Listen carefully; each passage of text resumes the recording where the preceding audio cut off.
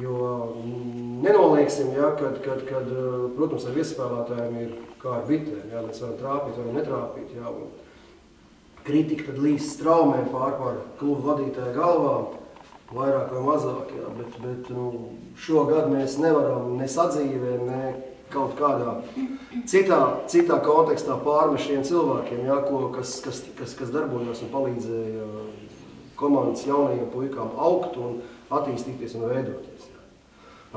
Grūti pateikt, kā būtu izveidojies tālāk, ja viss šī situācija play-off laikā pēc zaudējuma 2-3 Valmierai, ja, bet reāli jūs redzējāt no malas. Mēs bijām gatavi, ja, katra spēle tās bija Šūpols, ja, šoreiz Šūpols mums beidzās maz drusciņi ātrāk, to, ka mēs droši vien izsūcām viņus spēkus un noburinājām viņus pamatīgi. Tālāk jau bija redzams visā pārējā tajā pastāstā, ja, ko sauc par Latvijas basketbola līgu. Tas ir tā par pagājušo. Ja.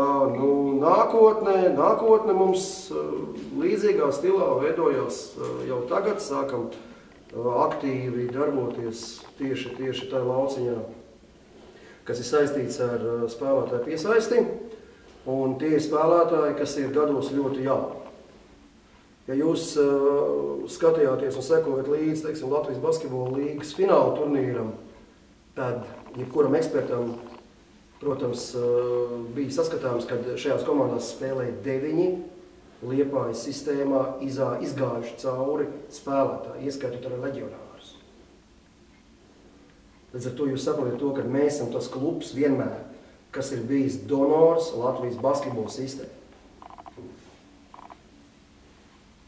Mēs tiešām ļoti daudz lepojamies par saviem puikām, tāpatās par Kāli Garozu, kas ir bijis balsts Latvijas U18.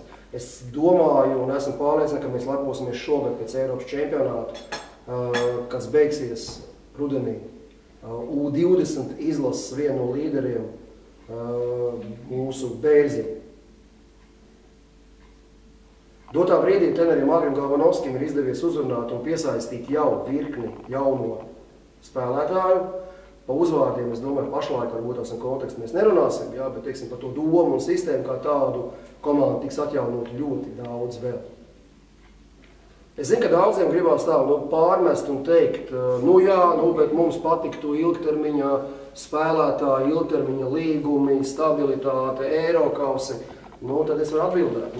Mēs, gribam to, protams, arī, bet ir lieta, kad vairāk vai mazāk mēs to nevaram atļauties dotā brīdī. Mēs arī cītīgi pēc tā strādājam un strādāsim, un eksistē katram, teiksim, kaut kāds savs robežas.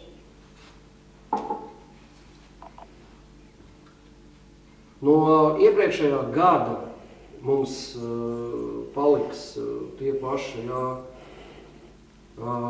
Kārlis Pauls Lasmans, Bērziņš paliks aktīvs izskaidro galvas.